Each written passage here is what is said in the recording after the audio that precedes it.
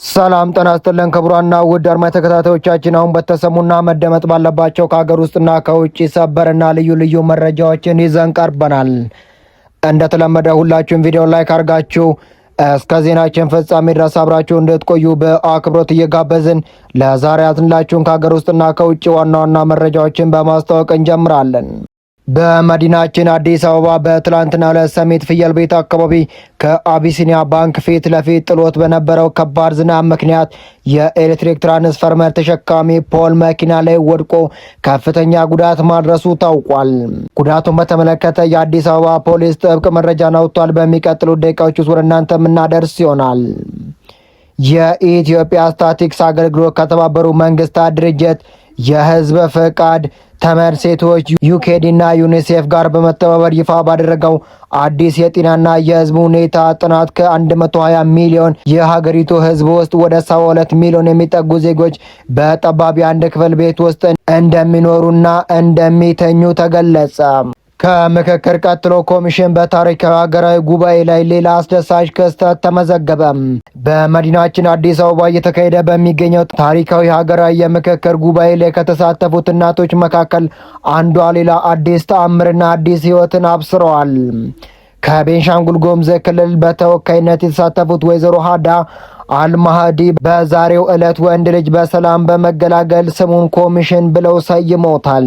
የየመኑ ሁቲ አማጽያን በቀይ ባህር የመርከብ መስመር ላይ ባሉ የነዳጅ ጫኝ መርከቦች ላይ ጥቃት መፈጸማቸውን ባወጁ ማግስት የሳውዲ አረቢያ ኩባንያ የሆነችው አንዲት መርከብ በቀይ ባህር ላይ በማለፍ ላይ ያለች ጥቃት እንደተፈጸመባት የሳውዲ መንግስት መገናኛ ብዙሃን ይፋዊ ምንጮችን ጠቅሶ ዘግቧል። ዝርዝር መረጃውን በሚቀጥሉት ደቂቃዎች ዙር እናንተ የምናደርስ ይሆናል። እስከ ዜናችን ፍጻሜ ድረስ አብራችሁን ቆዩ። እንዲሁም ለዚህ ታላቅ የዩቲዩብ ቻናል አዲስ የሆናችሁ ደግሞ ሁላችሁም የዩቲዩብ ቻናሉን ሰብስክራይብ አድርጋችሁ የደውል ምልክቷን በመጫን ኦል የምትለውን ያብሩ። እንዲሁም ይህ መረጃ ለሌሎች ተደራሽነቱ ይበልጥ እንዲሰፋ ሁላችሁም ቪዲዮ ላይክ አድርጋችሁ ሀሳብ አስተያየታችሁን በኮመንት አስቀምጡልን። ብልጽግና መራሹ መንግስት በገዳሟ ላይ የድሮን ጥቃት መፈጸሙ ታውቋል። በአሁኑ ወቅት በኢትዮጵያ ኦርቶዶክስ ተዋሕዶ ምዕመናንና በታሪካዊ ገዳማት ላይ እየተፈጸመ ያለው ውድመትና ጭፍጨፋ ይፋዊ በሆነ መልኩ የተቀናጀ አካሄድ ነው። ይህ የኢትዮጵያ ኦርቶዶክስ ተዋሕዶ ቤተ ክርስቲያን ሃይማኖት ጠል በሆነው አምባገነን አገዛዝ ቤተ ክርስቲያኗን ለማዳከምና ለማጥፋት የተቀመረና አደገኛ ዘመቻ ተብሎ በብዙዎች ዘንድና በገዳሙ አመራሮች እጅግ ከፉኛ የሆነ ተቃውሞ እየገጠመው ይገኛል።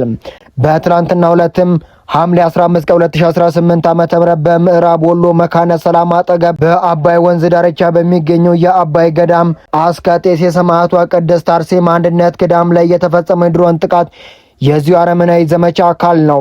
ጥቃቱ የተፈጸመው የዕለቱ መቅኖን በማዘጋጀት በተግባር ቤት ላይ በነበሩ ንጹሐን መነኮሳት ላይ እንደሆነም ታውቋል።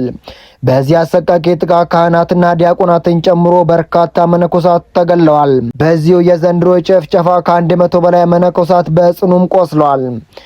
በዚህ ንጹሐን ለሀገር በሚጸልዩ በመነኮሳት ላይ የተፈጸመ ጭፍጨፋ በአጋጣሚ የተከሰተ ሳይሆን ከዚህ ቀድሞ በደብረ ኤልያስ ገዳም ላይ ከተፈጸመው ዘግናኝ ጭፍጨፋና ውድመት የቀጠለ አደገኛ አካሄድ ነው።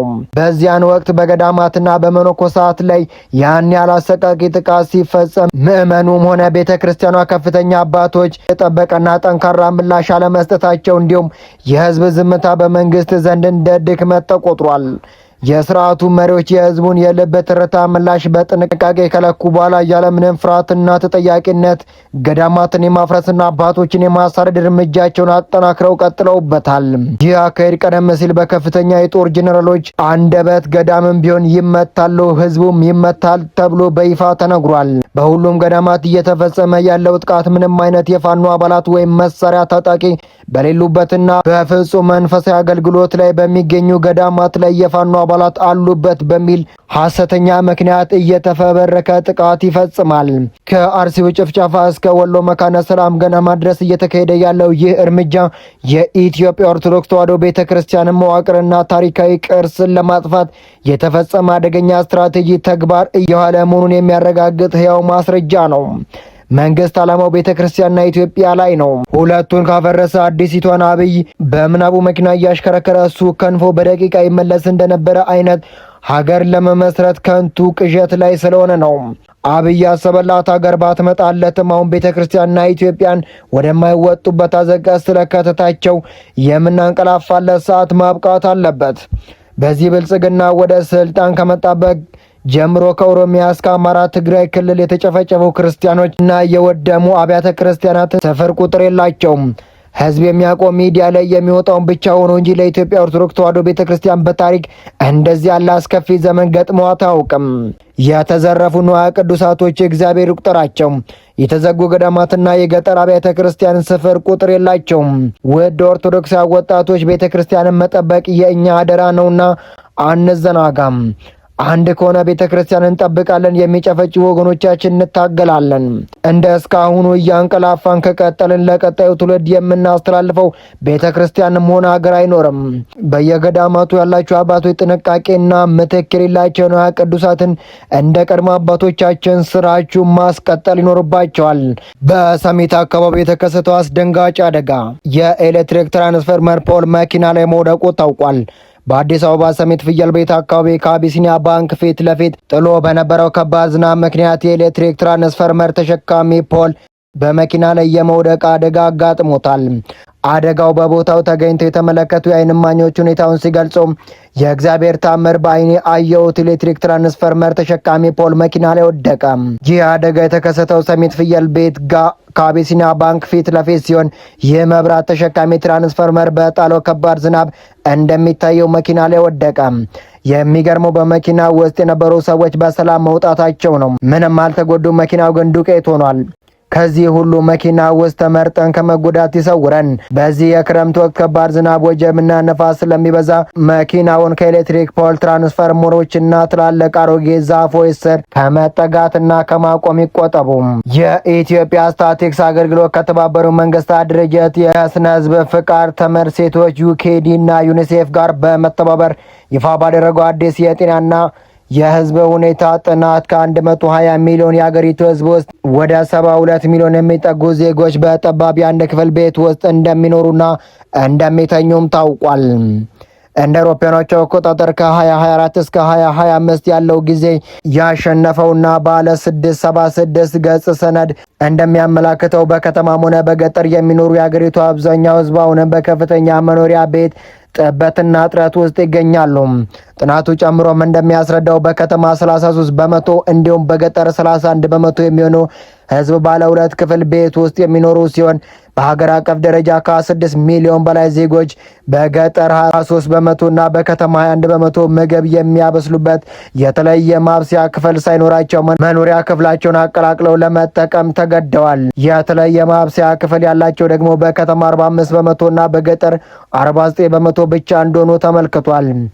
የሐሰት ስርጭትን በተመለከተ ሰነዱ ይፋ ባደረገበት አስደናቂ መረጃ በሀገሪቱ ከሚገኙ ሀብታም ቤቶች ውስጥ 96 በመቶ ያህል የሚገኘው በመዲናው አዲስ አበባ ውስጥ ብቻ እንደሆነ ተመላክቷል። በአጠቃላይ ከሀብታም ቤቶች 67 በመቶ በከተሞቹ የሚኖሩ ሲሆን በገጠር የሚኖሩ ሀብታሞች ግን 2 በመቶ ናቸው። በተቃራኒው አፋር ክልል 74 በመቶ የሚሆነው ህዝብ ከከፍተኛ ድህነት ውስጥ የሚኖር በመሆኑ በሀገሪቱ በድህነት ውስጥ የሚኖሩ ቤተሰቦች ቁጥር ከፍተኛ ድርሻ የያዘ ሆኗል። በአዲስ አበባ እየተካሄደ በሚገኘው ታሪካዊ ሀገራዊ የምክክር ጉባኤ ላይ ከተሳተፉት እናቶች መካከል አንዷ ሌላ አዲስ ተአምርና አዲስ ህይወት አብስረዋል። ከቤንሻንጉል ጉሙዝ ክልል በተወካይ የተሳተፉት ወይዘሮ ሀዳ አልማህዲ በዛሬው ዕለት ወንድ ልጅ በሰላም በመገላገል ስሙን ኮሚሽን ብለው ሰይመውታል። ከቤንሻንጉል ጉሙዝ ክልል ኦራ ወረዳ የመጡት ወይዘሮ ሀዳ አልማህዲ የመውለጃ ጊዜያቸው መቃረቡን እያወቁ ቢሆንም ለሀገራችን ዘላቂ ሰላምና ለአካባቢያቸው ህዝብ አብሮነት ሲሉ በጉባኤው መገኘት አለብኝ በሚል ቁርጠኝነት አዲስ አበባ መምጣታቸውንም ገልጸዋል። በኤካ ኮተቤ ሆስፒታል ህጻኑ በሰላም የተገላገሉት ወይዘሮ ሀዳ በጉባኤው ሂደት ለሀገር ይበጃል ያሉትን ሀሳብ ሲሰጡና ንቁ ተሳትፎ ሲያደርጉ የቆዩ ሲሆን በዚህ ታሪካዊ ወቅት ልጃቸውን በመታቀፋቸው የተሰማቸውን ትልቅ ደስታም ገልጸዋል። ይህ አጋጣሚ በምክክር ሂደቱ ወቅት ከተመዘገቡ አስደናቂ ክስተቶች ሁለተኛው ሲሆን ባሳለፍነው ሳምንት በተመሳሳይ መልኩ ከጋምቤላ ክልል የመጡ የጉባኤው ተሳታፊ ወይዘሮ ክርነዱ ኡጁሉ ወንድ ልጅ ወልደው ስሙን ምክክር ማለታቸው የሚታወስ ሲሆን ወይዘሮ ሀዳ ልጃቸውን ኮሚሽን ካሉት በኋላ ቢሆን የምክክር ተሳትፏቸውን ማጠናክረው እንደሚቀጥሉ አረጋግጠዋል። ይህ ታሪካዊ ጉባኤ ኢትዮጵያውያንን አንድነት በማጠናከር ሀገራችን ወደ አዲስ ተስፋ ሰጪ ምዕራፍ ያሸጋግራታል የሚል ጽኑ እምነት እንዳላቸውም ገልጸዋል። የየመኑ ሁቲ አማጽያን በቀይ ባህር የመርከብ መስመር ላይ ባሉ የነዳጅ ጫኝ መርከቦች ላይ ጥቃት መፈጸማቸውን ባወጁ ማግስት የሳውዲ አረቢያ ኩባንያ የሆነች አንዲት መርከብ በቀይ ባህር ላይ በማለፍ ላይ ያለ ጥቃት እንደተፈጸመባት የሳውዲ መንግስት መገናኛ ብዙሃንን ይፋዊ ምንጮችን ጠቅሰው ዘገቡ። ይህ በሳውዲ መርከብ ላይ የተፈጸመው ጥቃት በቀይ ባህር የቀጠናው ደህንነትና ዓለም አቀፍ የባህር ላይ ንግድ እንቅስቃሴ ላይ የተደቀነውን ከፍተኛ ስጋት ይበልጥ ያስተባበለ መሆኑም ተገልጿል።